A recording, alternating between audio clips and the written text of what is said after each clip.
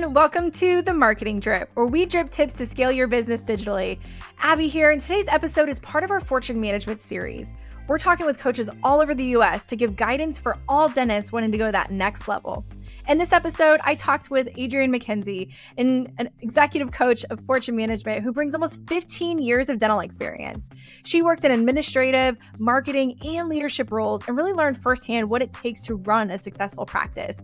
She looks forward to assisting teams to develop their growth strategies and achievable long-term goals and supporting your practice vision, mission, and core values. Adrienne loves helping dental practices of all sizes recharge and realize their potential and maximize their team's strengths. And as a certified DISC trainer, she helps teams understand the power of behavioral styles to maximize their efficiency, people read their patients, and ultimately increase case acceptance. Her unique background has provided her with greater insight into people power.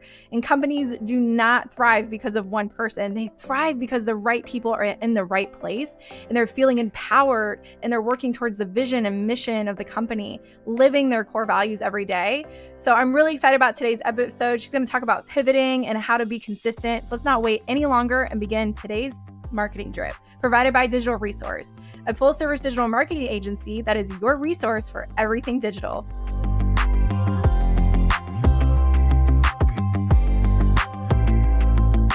Hey, Adrienne, thank you so much for joining us today and dripping some knowledge. I'm so grateful for you to take time out of your day to hang out with us. Yeah, absolutely. Thank you so much for having me, Abby. I appreciate you and I appreciate this time that we can share together for sure. Yeah. And the fact that I'm about to pick your brain, I'm so excited because I know we're doing a whole Fortune Management series and it's just so interesting to take different coaches and really pick your guys' brain to figure out what you've seen in the dental industry and just the business aspect as a whole. So I'm just going to dive in and let's talk about your experience. And when it comes to dental practices, what do you find that is like typically overlooked in practices? That's a really good question. I think that most times when we start looking at a dental practice, it's almost like pulling back the layers or peeling back the layers of an onion or looking under rocks, right? So what are we looking for? What are we finding? Most times, and I tell doctors this, I don't expect them to know and have all this financial information. They're a dentist. I want them to be the dentist, right? Yeah. So unfortunately in dental school, they don't receive business or entrepreneur training or what they should be looking at from the financial side or how to even go about owning and running a business. So for us as a Fortune coach, it's really, we need to look at the profit and loss, of course. We need to dig in. What does their balance sheet look like? What do their overhead percentages look like? And obviously from the dental side, we have lots of different things that we look at. So where is their team overhead, their clinical supplies, their office supplies, all those things, their rent. So we look at all of those things. And then obviously we're also looking at how can we support you in terms of generating more revenue. So we're looking at their service mix as well. So what service mix do they have? Can we add anything to help support and drive revenue in the practice even further? So there are so many little things that often get overlooked. And for us, it's just really kind of pulling through the weeds maybe a little bit, motioning through the weeds and pulling out information that really they wouldn't have thought of. And that could be adding SureSmile or Invisalign or adding a CEREC to the practice, a laser, whatever it might be. So those are kind of the fun things that we get to talk about and look at and approach, to the doctor and talk about with him or her. I love that. And I know I've heard you talk about this before too. It's even bringing up these topics, bringing up these conversations that they're having, helping them understand the services, like you said, if they need to have more, if they need to charge more for those services even. But I love how you guys also talk about when you're talking about like your P&L statements and how crucial it is, but really understanding them, helping them understand the why behind it. Yes. Tell me more about that, like how you guys really can uncover, make it more sustainable for them, make sense to them, since they don't have background. Right. Yeah. The why, right? Simon Sinek. I'm a huge advocate of the why and really helping doctors understand what their why is. When we look at the profit and loss sheet, it's really helping us and the doctor understand, okay, this is why these numbers look like this. This is where we should be. But It's also making sure that we have that doctor that has a team who is there to support him or her in terms of monitoring those metrics, making sure that they're coming back to that doctor on a weekly basis to report in and say, hey, doc, you know what? This is where we're at with unscheduled doctor, rescheduling or getting them scheduled, recare visits, marketing. So all the accelerators that we look at in the practice, and that really falls under our sourcing and accountability cloak, as we would say. So that's really important to help drive and really move the practice in the right direction towards sustainable growth. Makes sense. You're finding the goal, you're explaining what you guys are wanting to achieve, you're uncovering that why. Right. Do you find that there's other barriers that really hold practices back from growing even when they have those things in place? Or, what do you think holds them back from growing? That is an interesting question. So, most of us have what we call limiting beliefs. And, again, as a coach, and we always look at ourselves as the coach first. Yes, we're a coach, we're a consultant, we're a business strategist, but ultimately, number one, we're a coach. It's my job, it's our job as Fortune coaches to really make sure that we're dialing in and we're asking those doctors, hey, doc, tell me more about that. Tell me in terms of if I have a doctor and they say, well, we're never busy around the holidays. We always talk about this in Fortune because that is such a limiting belief. Yeah. When all of us have, and obviously as from a child, we grow up, we learn and have beliefs and value sets and systems that are kind of instilled in us from our parents, our, friends, our interactions, our education, our work experience. It's our job as a coach to say, let's kind of take a step back. Let's look at that limiting belief. So if it is that limiting belief, we're never busy during the holidays, we like to draw a diagram of a table. I'm a terrible artist and everyone makes fun of me when I try to draw a three-dimensional table. Yeah. But drawing the tabletop, and we lay that limiting belief on the tabletop. And then we say to the doctor, we say to the team, okay, so tell me more about this. What are the references that are really helping hold this table up? Right? Is it, okay, patients say they can't afford it because they're buying Christmas presents, whatever. Is that one leg?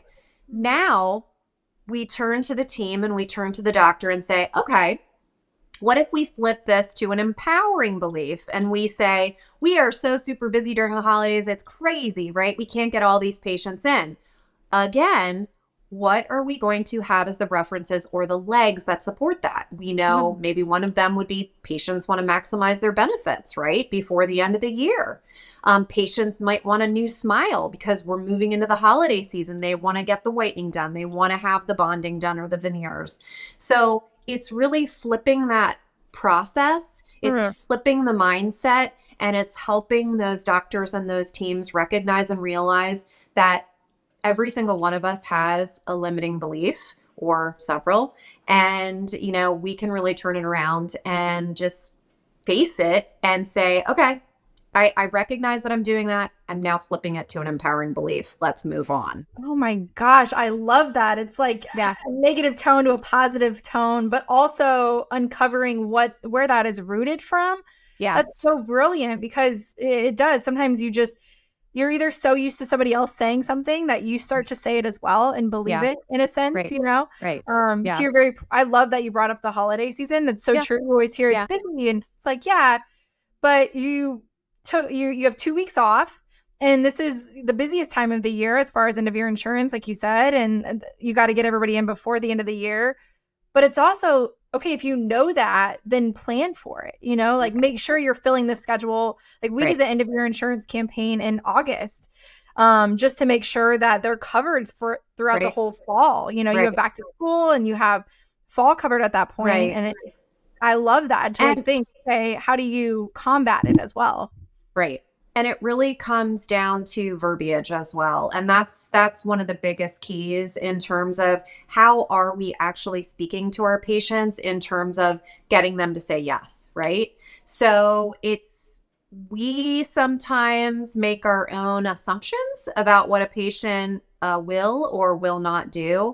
And I always tell teams, I'm like, it's not up to us to assume. Yep. We just have to recognize, provide all of that vital information to the patient and really help support them and understand, what's the urgency behind getting that treatment completed and so forth, and making sure that they do say yes and we're able to enroll them in treatment. It's true. You can't assume just because you're in that situation that they're not going to want to do it. Or, right.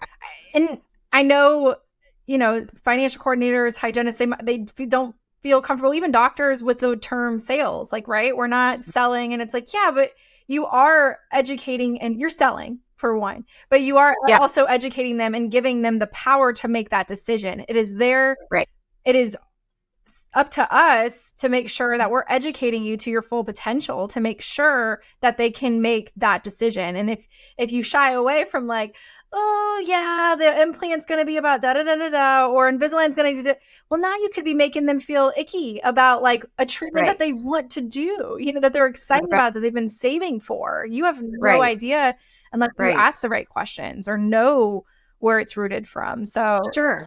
And honestly, there are lots of different tips and techniques, and DISC is one of those, tools that obviously I'm passionate about. Yes. I love my teams to be passionate about utilizing DISC, not only for the team interaction, but certainly for how we speak to and relate to our patients. Because if we understand someone's DISC style, we know exactly how we should be speaking to them. We know exactly what is going to be best for them in terms of how are they going to actually hear and process this information in the best way possible.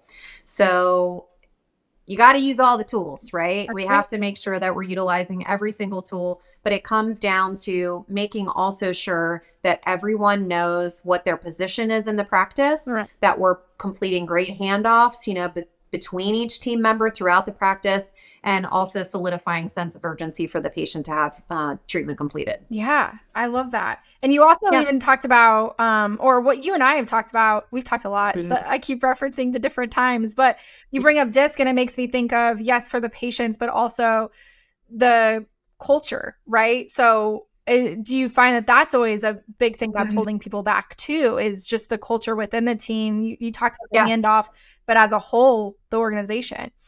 Yeah, absolutely. Culture, we always have to take the temperature, right, of the culture. Culture is like this big word, right? Like everyone's like culture. But what does that mean, right? What does that absolutely mean in a practice? So we like to dig in and really determine, okay, what is the why, right, of what we're doing in terms of how are we supporting our patients in the practice? How does a patient feel, right, when they're in the practice? But how does our team feel? Culture eats strategy, every day. I mean, that's a very famous, Peter Drucker, phrase and terminology that he uses. It's true. We can have as much strategy and systems in place, but if we do not have a happy, vibrant team who is passionate about the why of the practice and about supporting and driving the practice forward, it's never going to work. It's never going to work. Oh, I love that. That's so true. Yes, you have to, you could plan all you want, but if people aren't believing, they're not bought in, and you don't have the synergy. Yeah, absolutely. Absolutely. So culture is king. I mean, it's the truth. And here's the other interesting part about that. We have to make sure it always starts with the leader, right? Yeah. So we have to make sure that whatever the vision is from that leader, whatever vision has been created for the practice, we have to make sure that the leader is actually living by the vision. Because if the leader is not living and breathing the vision and wanting to actually make a vibrant culture and make it somewhere that actually people love to come to, it's not work, right? Then everyone's happy. And that's goal. And especially in this day and age, we saw such a mass exodus of folks in the dental world, in the dental industry. We have to make sure that we retain the team members that we have right now. And culture will help do that. Yeah. It's crazy to see how much COVID has impacted even the aftermath, to your very point, hiring. I mean, even our marketing strategies have gone into hiring people and trying to get people to stay with the practice, because it's just constantly, it's this revolving door. Right. So that's how you stand out, and patients see that, they recognize that too. So walking into it and knowing that this feels like home, and to your very point, it's very important for us to have the culture, because we are here at work more than we are at home sometimes. And this is our work family, and creating that environment and making sure everyone's on the same mission, vision. Right. Right. Yeah. And it sends an interesting message, not such a good message, when we have practices that unfortunately do have a revolving door. That is a culture problem. Yeah. Right. Mm-hmm. We know and recognize that to be a culture problem. And when you have patients who are coming in the door and they're like, who are you? Right. Yeah. What happened to Susie? She was here for 2 years or whatever. Oh no, Susie quit. Right. So everyone sees that makes the patient feel very uncomfortable, and it changes their perception in terms of, okay, what is happening here? Yeah. I'm not sure I feel good about this anymore. Yeah. It makes me think back on when you were talking about the table. Those are your legs. You should reflect on that. You can't just say, well, everybody's experiencing this right now. Well, are you sure that there's not something impacting your practice that you could strengthen and make sure that your processes are aligned, your culture's aligned? Having a coach, making sure and be able to reflect from the outside is so key in that. And absolutely, I totally agree. Yeah, patients read that, they see that, and you can't just go, And sometimes it's hard to look at ourselves, right? It's hard. Yeah. It's hard to look and say, well, could I have done, or could I be doing something differently? And really doing that assessment. And for us as coaches with Fortune, obviously it's our job to sometimes ask some of those hard questions. And we have to get to the bottom of it. And obviously, we also have great connection and relationship with our team members, because we support them too. Yes, we support the doctor, but we support the team as a unit itself. Yes. It's the accountability. You can just talk about it, but then having somebody it's coach. You can't just go work out and just hope that you keep getting that body. If you have a trainer that's there guiding, pointing you in the right direction, hearing everybody out, understanding your body, understanding your muscles, that is the same. Those are all elements to your business that you need to strengthen. And how are we supposed to know that, or how are clinicians supposed to know that by themselves? I always tell doctors, don't make me place an implant and I won't make you run a marketing campaign. That's why we always have experts in the field that we work together to make sure that the business is set up for success. Yeah. Yes, we have all these tools that you can do a lot more yourself. But why? Yeah. Why do it yourself when you can do it the best way by having the right people in your corner? And in coaching, obviously everyone has a different thought process, and until they understand and work with a coach, with a practice coach, with someone like myself or some of the other amazing colleagues that I work with within Fortune, it's about the relationship. Just like the doctor has the relationship with his or her patients, we have the relationship with our doctors. We're invested in their success. We want them to do well. We want them to do well. We want their teams to do well. And, we want to make sure that they're rewarded, obviously, at the end of the day, through BAM and all kinds of different things that we bring to the table, obviously, for the teams. So that's why I love you guys. That's why, and it's always, it's amazing to see the impact that you have on different practices, and for them to have, you think of big companies too, they always have that other person that they can lean on. And it is by having a coach, you're able to lean on somebody else. Yeah. I know our audience is very, we like instant gratification, right? We like to know what we can do today to change the way our business is running. So I always like to ask if you could have tips that practices could instill in their practice today that they could actually change the way their practice is running. What would you recommend? Vision, vision, vision. So every single day, vision. Most practices don't have a vision in place. And, really for us, as we look at, how is a practice going to move forward? What are their goals? Who are they treating? I love acronyms, and I really like to look at an acronym that I created that is PIVOT. And PIVOT means proclaim your ideal vision and organize an unstoppable team. So with PIVOT, when I go in and I do our first team meeting, I write that on the whiteboard, right? Pivot. And I say, okay, guys, we need to really focus in and determine what's the vision for the practice. What are we actually moving towards? So the doctor and the team actually will create that vision. I'll help them, tweak it a little bit and so forth. But that vision should be something that is visible in the practice, because we want our patients to see, oh, that's really nice, right? Like they want to treat this type of patient. This is what I should expect. This kind of goes back to how we differentiate ourselves from other practices as well. There are practices that, they're very large, right? We work with different types of practices from small to medium to large, but that doesn't necessarily mean that makes the vision, different. No. It means that team has recognized and understand the why. Who are we treating? What's our philosophy? Every single practice across the United States and across the world can do dentistry, but it's the why. What is our why? Again, Simon Sinek. Love him, love him, love him. Love him. Always go back to that. Yes. The other thing that we look at in component wise is the five business engines, right? Okay. 5 business engines are relatable to every single business across the planet. This is not a dental practice thing. This is every business. So what do we look at? We look at clinical and technology. We look at finances. We look at the people. We look at systems, and we look at sales and marketing. So all of those things actually revolve around the vision. So as we really help to support and we look at practices, we say to the doctor and the team, okay, let's look at, clinical and technology, right? What technology do we have in the practice? Do we have right now? Is everyone trained appropriately on the technology? Is there anything else we can add? Okay. If we're talking about people, well, that's our people, right? Our people within the practice in terms of, do we have clear job descriptions in place? Do we have an employee manual? A lot of practices don't have one. Oh, no. So employee manuals, right? Making sure that all of that information is squared away.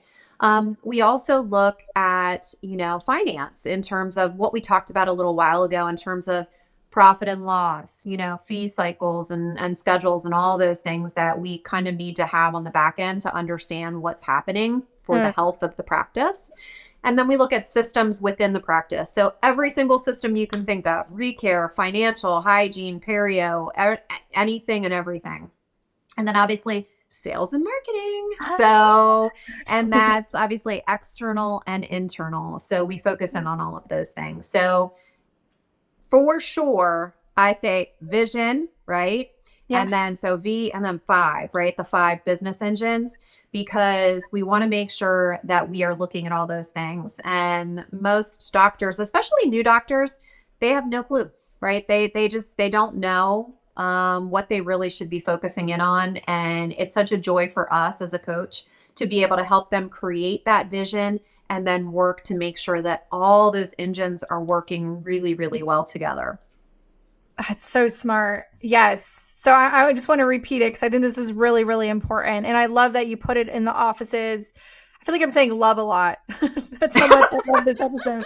Love, yeah. I love love that I love. Yeah. So you have pivot, which I love. That's like a friend's reference, right? Pivot. You got it is. Yeah. I have that video. I put that little video clip. Pivot as it's moving the sofa. Yeah. I think that's so funny. I don't make everything stick, right? Yep. Ross, yeah. Yep, Ross. Proclaim your ideal vision. I think that, and create an unstoppable. And organize an unstoppable team. Yeah. Proclaim your ideal vision and organize an unstoppable team. Amazing. Okay, I love that. And then you have your 5 engines. So you said finance, people, clinical and technology, systems, and sales and marketing. Yeah, you got it. It's a lot. It's a lot of information. And here's also something to think about.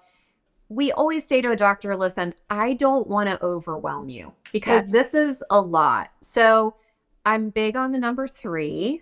And everything I do is mostly in 3s. And I always say to a doctor, we're going to take it bite by bite. I do not want you to feel overwhelmed. Okay. What are the top 3 things? After every single coaching call that I do, I always email that doctor back and I say, these are the top 3 things that I Oh, need you to focus in on, love or it. the top 3 things that we're working on right now, whatever it might be, because it has to be something where they feel like, okay, I'm making progress Yeah. and I'm not feeling overwhelmed.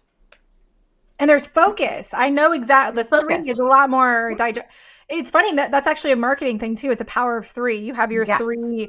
Whenever you go on a website, you're typically supposed to have 3 options because Yep. otherwise, past 3, it's overwhelming. Right. So, I mean, that's the same Right. instance for Yeah. sure. And the Absolutely.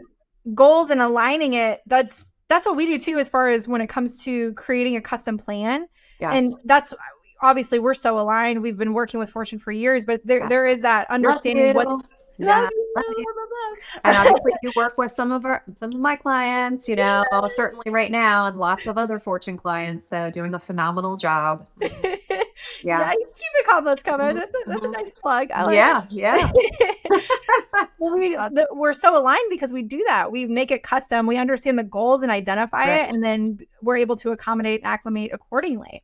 And Absolutely. to what you're saying, having that 3, we go, since everything isn't a package or a bundle, it's like, yes, you're going to want all these things down the road, but let's just focus on the logo, or let's just focus on a website. Like Right. that's those are building blocks. Let's like get through some of this other stuff before, Yes. because it is very overwhelming. And Yes.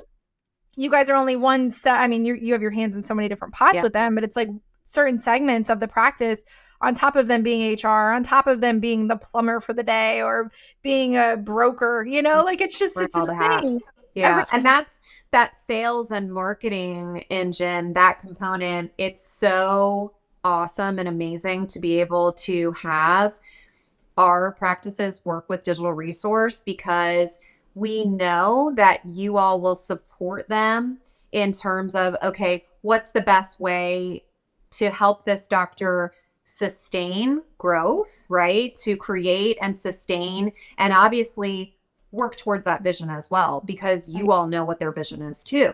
right, So that's something that obviously is discussed, from the doctor and with all of your reps too. So, yeah. yeah, for It's sure. being it's being able to, no one should ever be, even if they're an actual competitor, it's like no one should ever be a competitor. We are all one team. We're all partners working together for the same goal, and being able to have different people that are, I mean, a lot of times too, it's like whoever their coach is, we want to know who their coach is. We want to make sure that we're aligned with what they're trying to achieve. Is treatment acceptance? Can our campaigns, internal marketing campaigns, help with treatment acceptance? Or maybe they need more of those cases in the door. Well, then our marketing strategy changes because we want to help feed you guys what they need.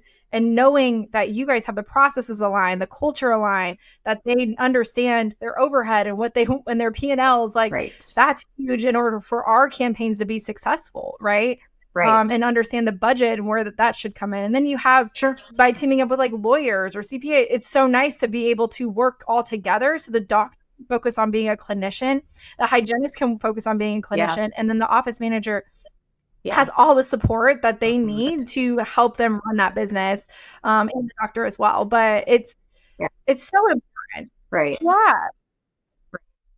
It's the whole team. I mean, it goes back to the sourcing and accountability that we spoke about a little while ago, in terms of making sure that the entire team is engaged and that the entire team is playing full out. That's the one thing where I always say to teams, you know what? I'm ready. Like when I'm in a team meeting, I'm ready, right? I'm ready to play full out. Who's with me, right? Yes. So we're ready to play full out. It's can I always constant and never ending improvement. So we live by that as well, and we want to make sure that our teams are in a constant state of can I as well. Oh, yes, yes. And ultimately, this all comes down to revenue, right? This all comes down to generating revenue, because we can't be a practice, we can't have a team, we can't Right. be a clinician unless we're producing revenue. So, what Right. do you think are the main factors to really generate revenue to practices? Consistency. I love it. So Yes. every year I come up with a word, right? So the word of the year for 2023 is consistency. Last year's word was communication, although communication, I have to say, is a word that continues on through every single year, right? Yes. Communication is always the biggest obstacle and roadblock for practices. So I'm constantly talking about better communication, elegant communication, and obviously how we can interact better with one another as team members and with our patients and so forth. However, we have to be consistent. And when I think about consistency, what I mean by that is we have to be consistent with our systems. Yeah. So are there proper and, defined systems that are in place? And are we actually ensuring time for our team members to work on hygiene reactivation, AR, unscheduled doctor treatment, whatever it is? We have to make sure that if the systems are in place, we have to know that they're being worked. We also have to be consistent with how are we providing our care, right? In terms of what's that new patient wow experience look like? What do our handoffs look like? How are we asking for referrals and reviews within the practice? All of those things have to be in place and have to be consistent. It's kind of like the McDonald's thing, right? In terms of if you go to a McDonald's, typically, I don't eat McDonald's, but if you go to McDonald's, if you go to McDonald's here in Pennsylvania, right, and they make you a cheeseburger and you come to Florida and have a cheeseburger, it should pretty much be the same, right? It should be consistent across the board. I want to know that our practices, every single patient is having that consistent style and consistently being cared for the exact same way, which is, again, 150%. These team members are on their game and making sure they're creating that rapport and relationship with the patient every single day. So that's really what it comes down to. If you have those systems in place and they're being worked, it's like a well-oiled machine every day. Because that's what's hard when you're trying to overthink, right? Like, okay, what is the best experience? How do I make this possible? With the right systems in place, you will be repetitive. You will be able to perfect it.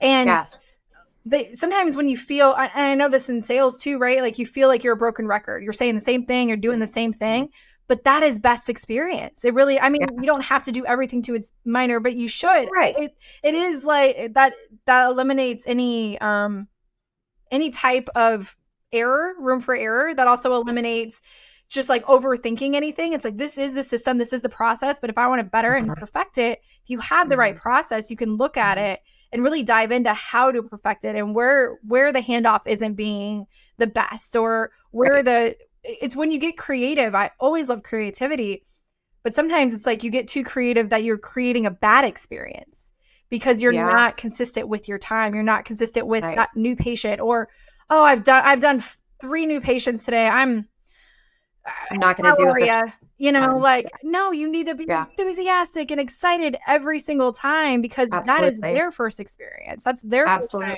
Yeah. Consistency is honestly key. And I know based on experience, look, I worked in the dental world for 15 years. I worked in practice. So I lived it, I breathed it, I did it, and we were consistent in terms of how every single interaction flowed and how every single interaction worked.